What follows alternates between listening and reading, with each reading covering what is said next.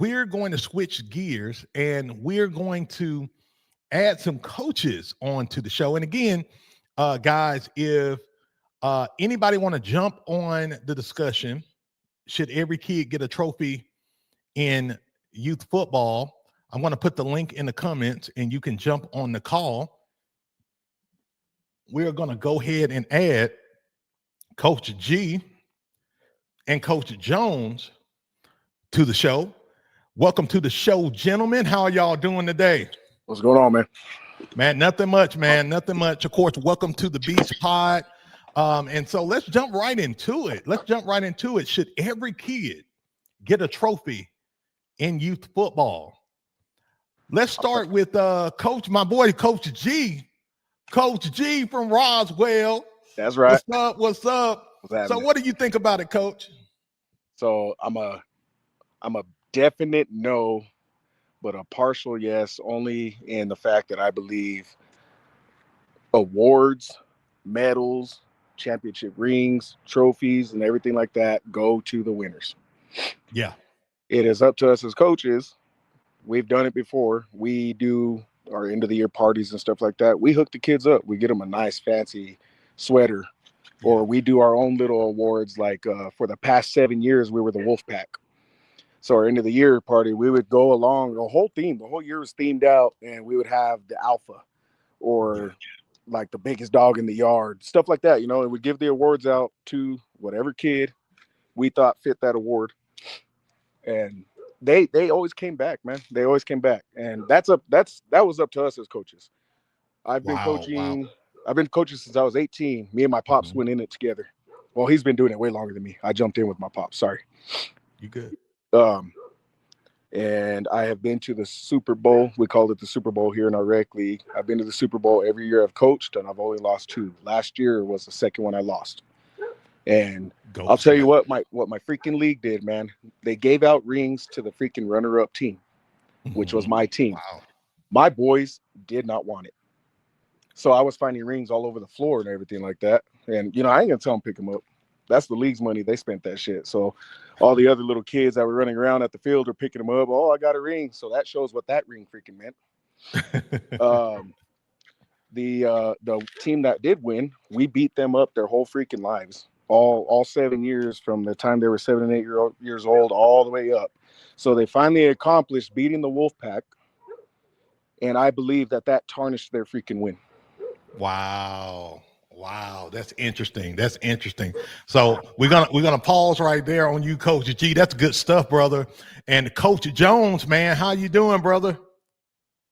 I'm all right. How are you doing today? Man, I'm doing good. So I'm going to present the question to you as well. And Coach Kyle, welcome, man, to the platform as well. Welcome to the Beast Pod. I'm going to get to you next, okay? And so I'm going to present the question to you, Coach Jones, man. Should every kid get a trophy in youth football? How do you feel about it? I'm kind of like Coach G. I'm a little on the fence. Yeah. I do believe that just showing up in today's age, these kids getting off the couch, it's not as easy as it was for us back in the day when we were just bored and wanted to go out there and have fun and be boys, Right. But at the same time, it is reserved for the winners. I also coach basketball, youth basketball, and in that it's a little easier because everyone is such a small team and everyone has a more specific role. And in football, it's kind of like if you give everyone a trophy, you have star players and it doesn't highlight them. So I'm on the fence. I love it, man. I love it. So Coach Kyle, man, how do you feel about it? Should every kid get a trophy in youth football? And before you answer, I want to welcome everybody to the Beast Pod. We are talking about should every kid get a trophy in youth football. We got Coach G, Coach Jones, and Coach Kyle on the platform talking about it right now. You can also get on the platform. Just go to the comments and you can copy the link to join. Also, I want you to hit that like button. If we get 50 likes, I'm giving away a free playbook, the 425 Ring of Fire playbook. So make sure you hit that like button. We'll see where we are near the end of the show to give away that playbook. All right, go ahead, Coach Kyle. Sorry about that. How you doing, Coach Beast? I appreciate you letting me on. Can Good. you hear me okay? Yes, sir. My pleasure, man.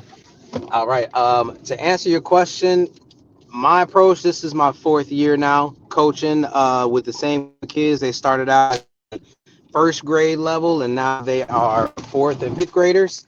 Mhm. And we only reserved an actual trophy or medal the one year that we came in first place. Every other year, we've Oh, given maybe a team picture frame, a team t-shirt, something like that, or, some kind of little trinket that the players can all use and enjoy and still feel like they got something.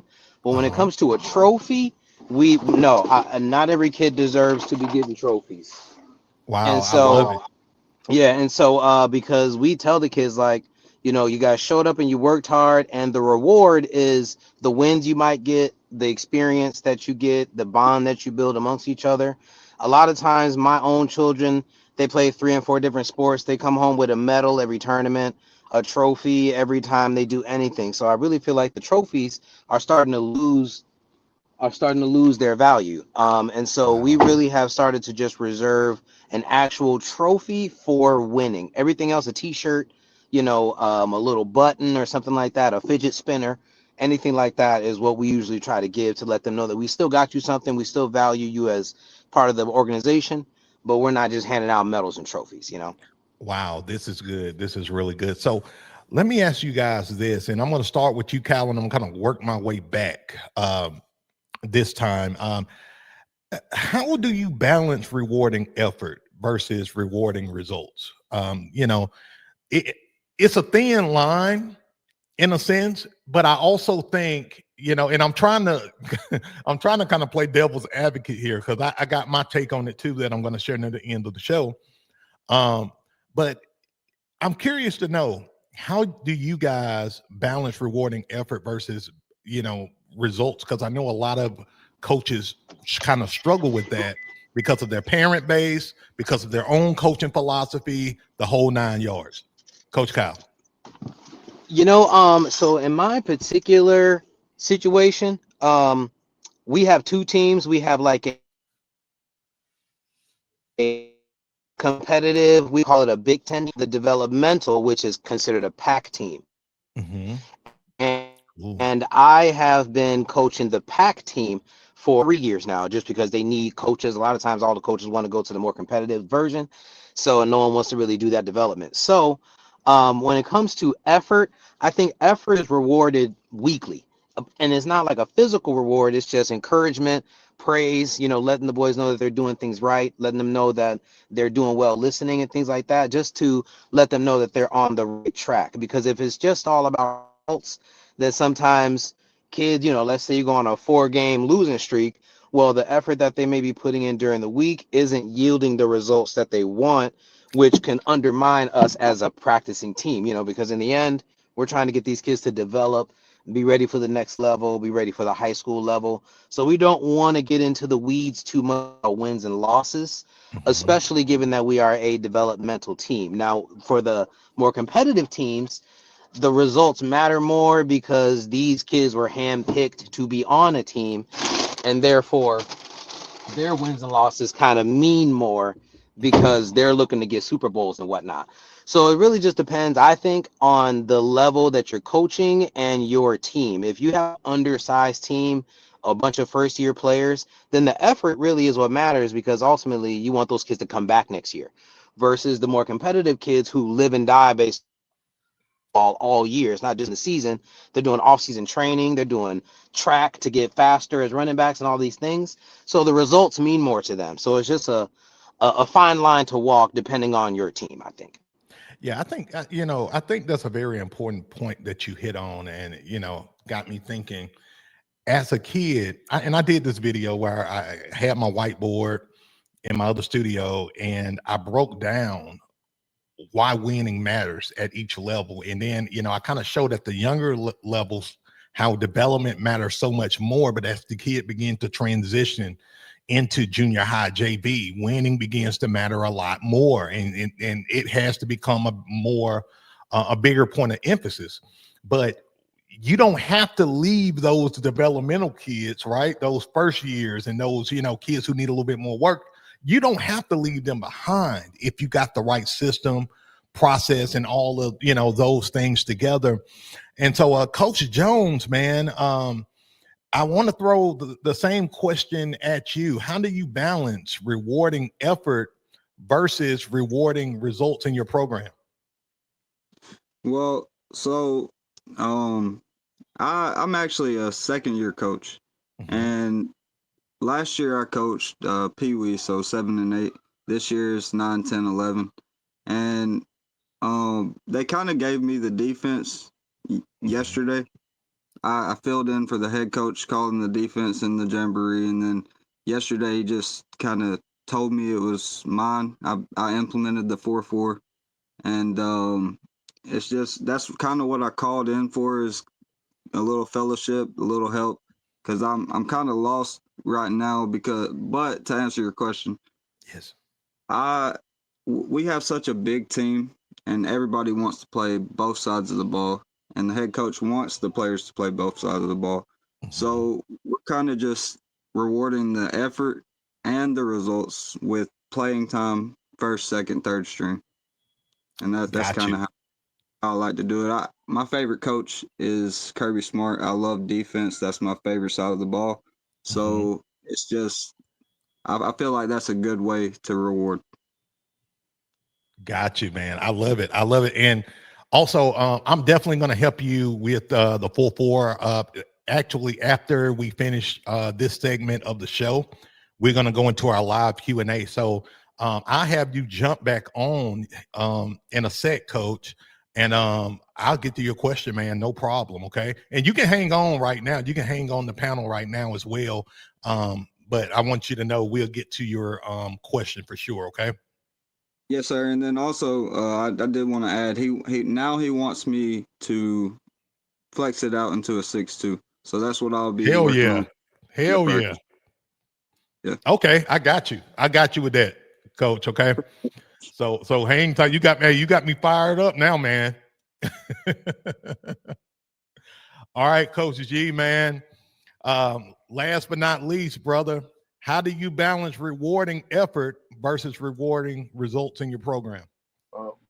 We set the goal at the beginning of the year. We can win as many games as we want. If we don't win the championship, what's it for?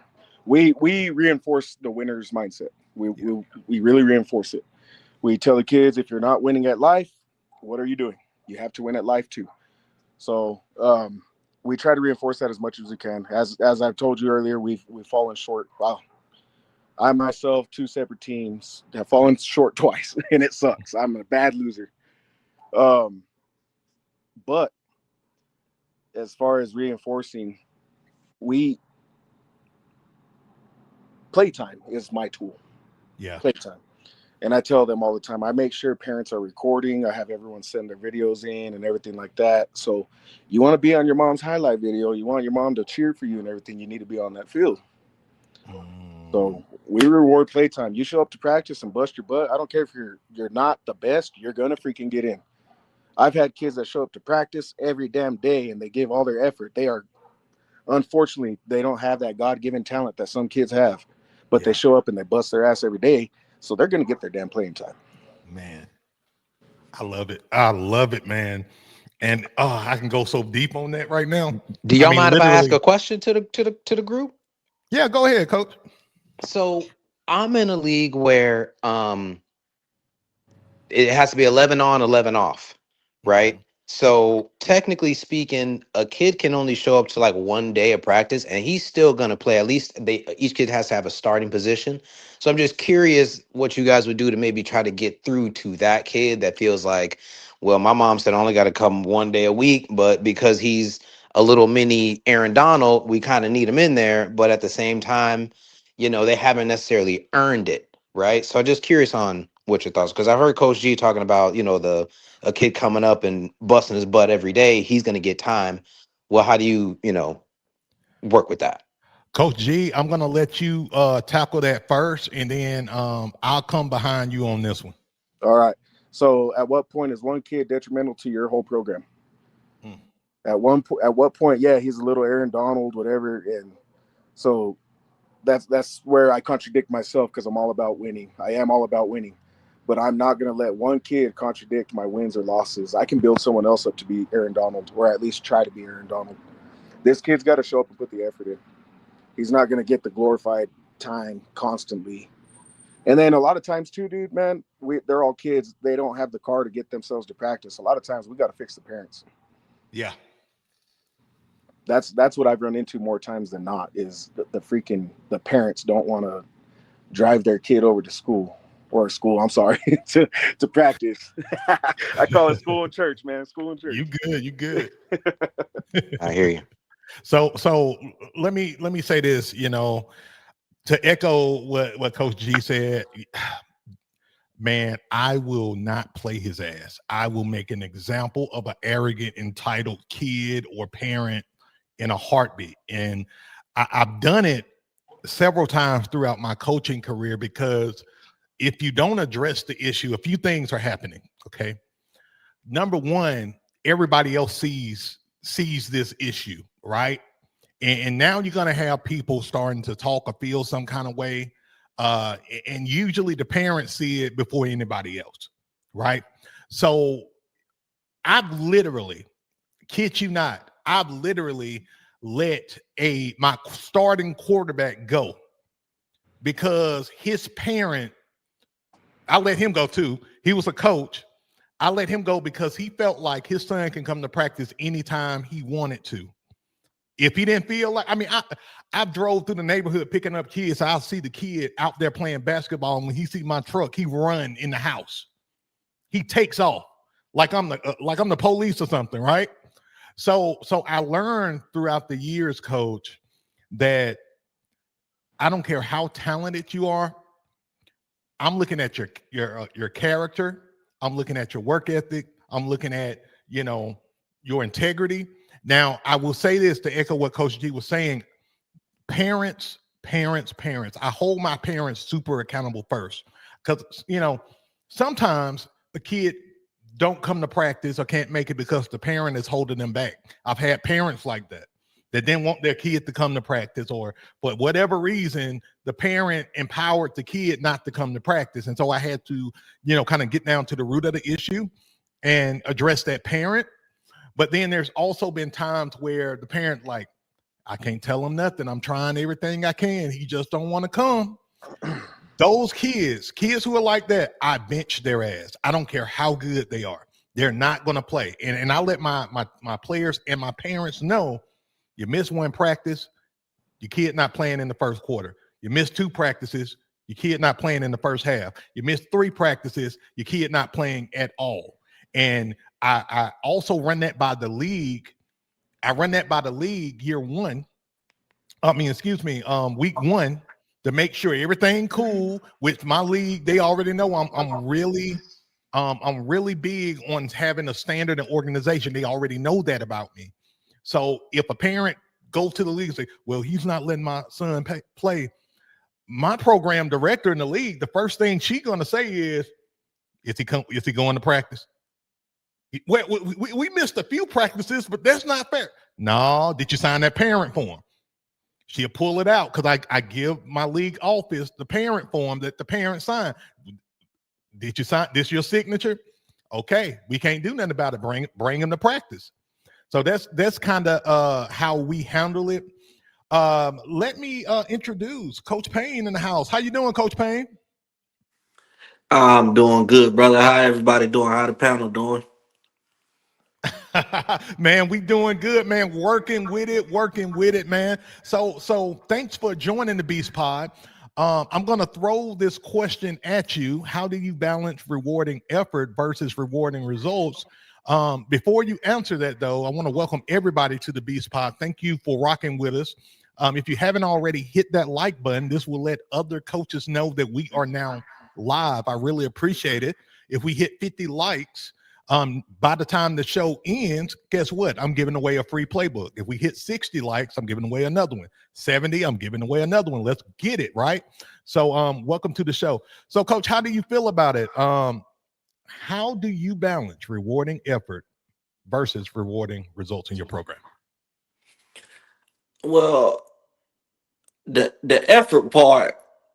I mean, I'm real hard on my boys because as a man and as a coach and as a mentor, I also understand that we're not just raising little boys, we're raising men, and we have to make them understand that. Uh, and we get on them because we love you and we care about you. If we didn't care about you, we wouldn't be out here Right. because we're not getting paid for this. Right. So the way I reward effort, because everybody's effort is different. Like your elite players or your better players on your team, I hold them to a higher standard. So I tell my good players, okay, if these other players see you not going hard or see you not giving full effort, what you think they're gonna do? Because they're watching you. So I gather my leaders up and I get an understanding with them first. And if they're giving max effort, most of the time the team is gonna follow. So and the way I reward it is, I'm a very passionate coach. So I get really the way I get on them when they're not doing what they're supposed to do. So, but it's very important if you're going to tear them down. You want to build them back up when they do something really good. When they give max effort, you get excited about them giving max effort. So they want to make you. They want to make you happy as a coach. They want to. They want to. What's the word? They want to. Uh, uh, um, know that you're proud of them. Once they see that and you put that smile on their face, okay, this was going to get coach approval. So this the type of effort that I'm gonna give. And I just make goals each week. And then if we meet the goal for the week and we win the game on Saturday, I might do a little pizza party or order pizzas for the whole team. So I give a little incentives. Um, behind the effort part. You know what I'm saying? Absolutely. And you know what? I love this. You sparked something. I set a hard standard day one with my program. I'm hard on my parents. I'm hard on my assistant coaches, and it goes down to the kids. So we got a culture of hard work, and I realized though, I have to be that standard before anybody else, right? So for example, if I want my coaches to show up to practice every day on time, I have to show up to practice every day on time. Of course, barring you have to go to work or, somebody's sick in your family. But, I set a strong standard in my program and the kids see that bar being high. And a lot of them want to reach that bar. And, it's a motto I have all the time. And you said it. I don't mind tearing a kid down to building them up stronger, right? Miss Beast to tell you, we'll be at practice and you'll see a kid, having a hard time, and you may see them emotionally break. I say, okay, they finna level up. They just broke, they finna level up. That kid break, that kid come back stronger than ever before, and something that we do too, Coach Kyle, and this may help you. In our programs, we have a Warrior of the Week, where the kid that, the most outstanding that week, they get a belt. And you can do a WWE belt, a custom belt, whatever you want to do. But we reward that kid with the belt. We also highlight them on our social media platform. The kid feel like a rock star for a week for his hard work. Another thing we do, we're big on like helmet stickers for big hits, helmet stickers for character, for grades, those kind of things as well. So we kind of sprinkle rewards in there, as we go along. So yeah, our standard is high and we work hard, but we want to inject that winning mentality through we want to inject the winning mentality by rewarding winning habits. And if those kids got losing habits, we don't reward that at all. We kind of begin to choke it out. Okay. And I hope that makes sense. So yeah, guys, we have a dog chain. That's what we call it. We got the dog of the week, and so it's a dog chain. Is how we name it. Let's go. I love it. So, guys, I'm gonna throw one more question at you guys, and we're gonna switch the segment here. And this is one that's kind of been in my head for a while. Does participation trophies, guys, help or hurt team culture? Do participation trophies help or hurt team culture? Who want to tackle that first? Coach G? Oh, I always go first, man. I don't give a damn. Appreciate you, brother. Now, as a team, I can't really say yes or no, but as like a league or an organization, absolutely it will hurt. It's like I said, man, a winner doesn't want the same trophy as the freaking loser. Ooh, that's good. I'm just completely being honest, man. I'm very opinionated. I'm strong with my words. I understand, brother. I'm in the same vein. I had no choice last year in disrespecting the winners. I had no choice in getting a freaking second place ring. We do rings here. We got a freaking second place ring, and the winners got the first place ring. Tell me why the second place ring was nicer than the first place ring. Wow. And I told the coach, because we've all coached out here for years. Me and him had even coached together at one time. And we just kind of bumped heads too much. But I told him, I said, man, it ain't my choice, bro. I apologize. I said, I don't like this. And I made sure, because I'm on the board with the league, and that was kind of unknown to us. I'm on the board with the league, and I told them, I said, we are never doing that again. I said, I'll pull up a vote on that. We'll vote on it, and we'll never do that again. Yeah. Wow. That's good. That's good. I'll tell you, it sucks because as the league, people are still talking about it from last year. That's like I said, it's still hot with me. Yeah. And it'll linger. It'll freaking linger.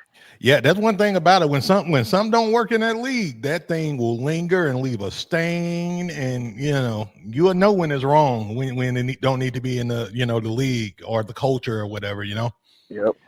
So who else want to tackle this question? Do participation trophies help or hurt team culture? I don't. This Coach Payne. All right, Coach. I don't think. I'm gonna put it like this. Like, so if we talking at the end of the year, season is over. Now when I was growing up, I played in the early '90s, but everybody got a participation trophy. Everybody got a team trophy. Now you had your MVP of the team, your offensive player of the team, your defensive player of the team, offensive lineman. No, so the individual awards were still given out, but everybody on the team had a little trophy for the whole year. So if we're talking about that, then because at the end of the day, these still kids. Right. You know what I'm saying? Now, do you reward the offensive player of the year, defensive player? Yeah, I agree with that. But now we talking at the end of the year, yeah, sure. But I guess it's real. It depends on the perspective to how you look at it. You know what I'm saying? Absolutely. Yeah, like even with me in my program, I will reward a kid for their character and their leadership or their academic success faster almost than I would, the kid that may be the best player on the team or second best. I agree. But he's getting in trouble at school and I have to go up there and talk to him and all of that. I will reward that kid that's more developmental, that's not a natural starter. The kid I'm thinking about right now, we had a kid named Zach, little old Zach. Zach would get ran over. Zach didn't start. He wasn't the fastest on the team, but the kid was a leader, and his football IQ was amazing. I told the kid, I said, look, man, you're going to be a hell of a coach. You're going to be a great coach. And I really want to speak life to him because no, he wasn't the best player on the team athletically, but the kid had the heart of a lion. And that kid stuck with me for, I think 2 years in the program. Year one, he didn't start, was getting ran over and all of that. Year two, he was my starting middle linebacker, and he didn't mind, checking the best players and alphas on the team. And he earned their respect and he earned my respect. And, I started a junior coaching program, just based on this kid's leadership, say, oh man, I can develop these young people into coaches now. So as they begin to go through high school and things of that nature, if that's something that they want to pursue, they got an idea and at least got the soft skills, that it takes to, see if they want to dive into that deeper. So, man, shout out to little Zach. So, Coach Kyle, Coach Jones, do any of you guys want to attack that question? Yeah, I think man, you guys have inspired me too. Coach G, Coach Payne, y'all have given me some new perspective, because initially I was gonna say that it can be good at a team level. I usually don't even think about it from an organizational standpoint, but I think the purpose of a participation trophy is to get certain kids to come back the next year. You know what I mean? And I agree with Coach Payne in the sense that usually that's for the end of the season. During the season, I think that like the week to week, maybe dismissing of losing habits, the way you guys were explaining, I think that is unacceptable. But when it comes to the end of the year, I think a little trophy that all the I don't even give out trophies, so I shouldn't talk. Usually, it's either you get rings or you're getting some kind of team gift that we all share in, and so I think it could be good at a team level. You're gonna have, like Lil Zach, like you were referring to, Coach Beast. You might have that player who the thing that they might remember. Let's say they did a lot of losing that year. The thing they remember maybe is the end of the year party and the new friends they made and the bond they made, and that's the thing that maybe signs them up to come back. And then that next year is when they actually take a physical football step. They make some football progression. So I think you reward good effort and good attitude, and not so much the results for certain kids. Now when the standard is higher for some of your more talented kids, then yes, it can be detrimental, because it's kind of seeming like you're just going to accept anything that they give you despite whatever coaching you're giving to them week to week. So I think it just depends on each coach and each team and how they handle it. But the way the coaches earlier explained it organizationally, yeah, I think it can be detrimental, because you want to always have a standard of excellence, and that's what you reward, at least the excellence habits. Wow, I love it. Well said, Coach. Well said. Well, guys, we're about to get ready to close this segment out. And look, man, I'm here to tell you, all of you guys made some great points, and it's phenomenal. And the common thread that I found between what all of you guys are talking about is a standard, having a standard, and developing winning habits in your kids is so important. It's so vital. I know I didn't get to this point, but this is why I always tell coaches, and a lot of coaches get mad at me when I say this.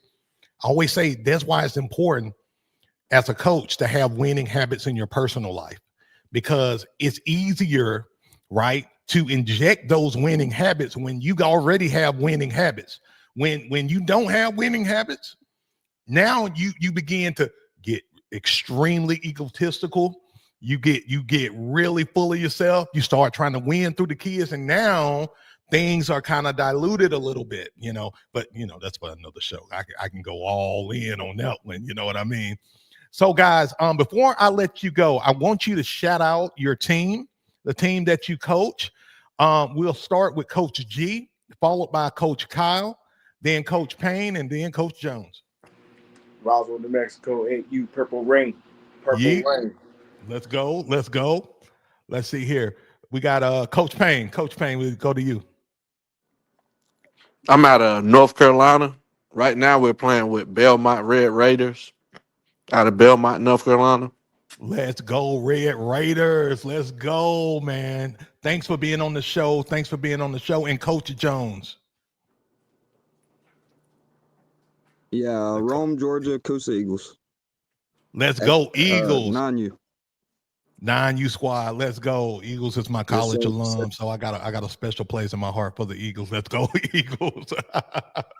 Awesome. So, gentlemen, thank y'all so much for participating on the show today, man. Y'all are awesome. I hope this is not the last time.